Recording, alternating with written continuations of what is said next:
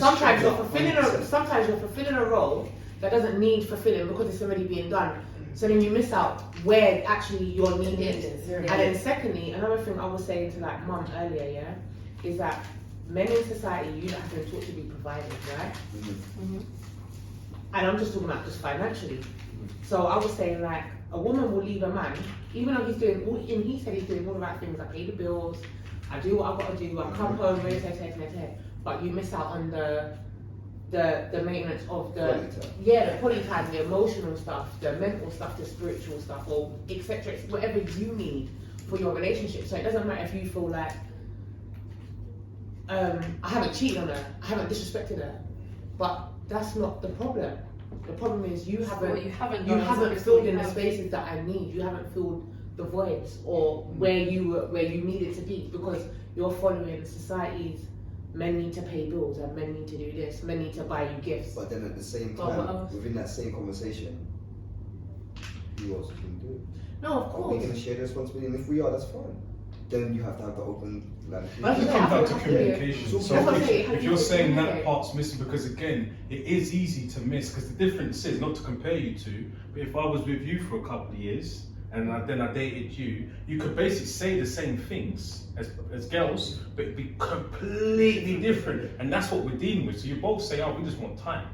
All right, cool. But how you see time, or how you want that time spent, would be worlds different. So I'm saying, I've got this, and I don't got it. Yeah. Because it's not how you. I don't have it. So, I don't get it. So really, it just comes down to, because every single time I have been in a relationship or I've been seeing someone and they've broken down, I've always learned. I'm like, bro, you ain't got it. No, I didn't realize. I didn't realize that's what makes you tick. Yeah. And if you're being honest, it's always eye-open. It's always an eye-opener. Yeah. But often it's not said. Yeah. And it's being translated in the wrong way. So it's often said in frustration or said with expectation. And you can't expect, just like I can't expect you to know what I like. So it's sometimes I say, oh, do you know what? I actually really like doing that. Oh, do you? Yeah, I love doing that. What you're saying is so real. Because you see what it is, yeah? What people don't understand is that, like, I could be speaking to anyone and it's being received as, oh, he's speaking English, right? And because it's English, I clearly understand what he's saying because I can hear it. Yeah. But how you're perceiving it is different. Yep. So it doesn't matter if you understand what I'm saying. Are you really... The way you've taken it. How you're taking it is not how I'm saying it.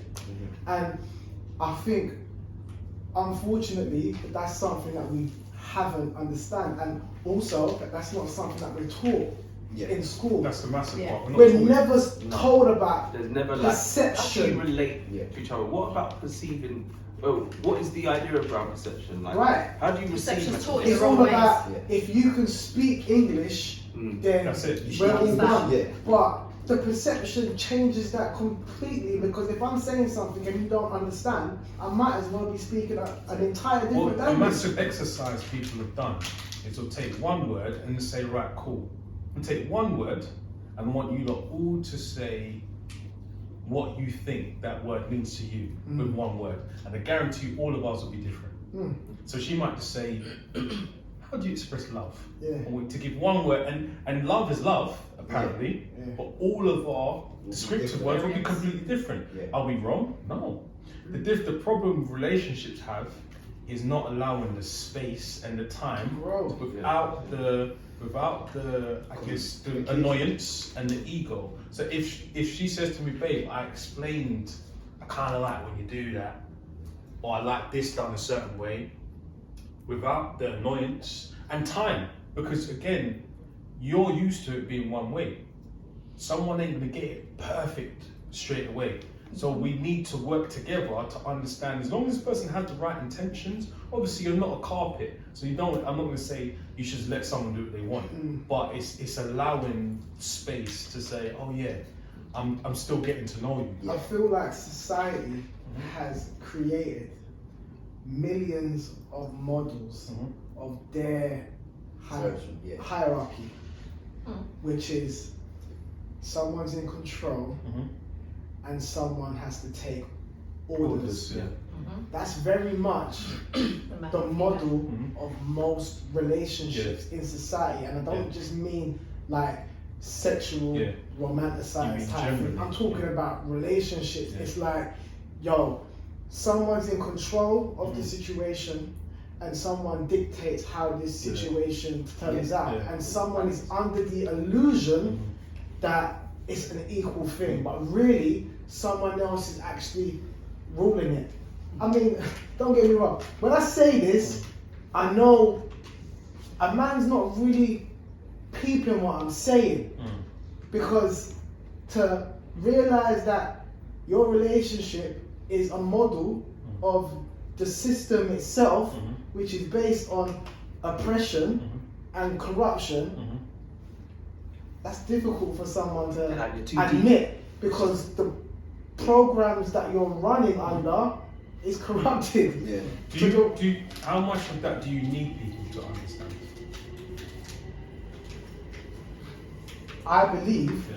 all people need to understand Yeah. is that we've been taught by people that don't have the best intention for us. So I think that's a better way of going about it. Yeah, Because the problem is what you're doing is what we are doing sometimes. We're trampling on people's their world, bro. You're basically saying, hang on, you're gonna take my whole world and throw it down the toilet. That's what Unfortunately, we don't do it intentionally. No, you don't. But that's what you're saying is that's real. Yeah, basically yeah, what yeah. someone has to then deal with. Yeah. So then what it is, you're reframing it. So then it goes back to, again, we can look at ego, because how much of that is you wanting to be right, or is it you wanting to help somebody? So then we can flip it and say, actually, you're not an egotistical, you're just someone who believes in the truth. But how about, really, it's not about the truth, but realistically, it doesn't matter how they understand it. Really, you're just, what you ultimately want is that they do the best for themselves. 100%. So the best way is just to say, do you know what?